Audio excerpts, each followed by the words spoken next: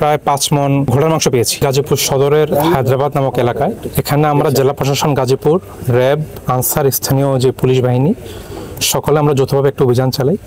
এখানে অভিযানকালে আমরা যদিও কাউকে আমরা হাতে নাতে ধরতে পারিনি, তবে আমরা ভিতরে ঢুকে আমরা যেটা দেখতে পেয়েছি এখানে প্রায় 37টি ঘোড়া আমরা পেয়েছি, যেগুলো অধিকাংশই আপনার অসুস্থ, শীর্ণকায় এবং দেখে বোঝা যাচ্ছে যে এগুলো অসুস্থ। এবং আমরা স্পটে প্রায় 5 মণ ঘোড়ার মাংস পেয়েছি এবং বোঝা যাচ্ছিল যে তারা এগুলো বিক্রয়ের উদ্দেশ্যে এখানে তারা এই কর্মকাণ্ড করছিল। তো আমরা হাতে নাতে কাউকে যেহেতু ধরতে পারিনি, আমরা ওই মুহূর্তে কাউকে শাস্তি দিতে পারিনি। পদ্মা সেতু, মেট্রো রেল এবং এলিভেটেড এক্সপ্রেসওয়ে নির্মাণের গর্বিত অংশীদার বসুন্ধরা সিমেন্ট। তবে আমরা এগুলো ডিসপোজাল করব। আমরা 2 জন স্থানীয় জিম্মাগারির জিম্মা আমরা রেখে দিচ্ছি এই মুহূর্তে।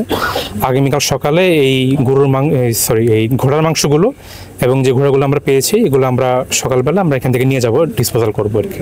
তা আমাদের আজকে এই পর্যন্তই। এগুলো হচ্ছে আগামীকাল সকালে আমাদের এখানে ভেটেরিনারি অফিস আছে, আগামীকাল সকালে আমরা এই সবগুলো ঘোড়া আমরা আমাদের জিম্মায় নিয়ে যাব।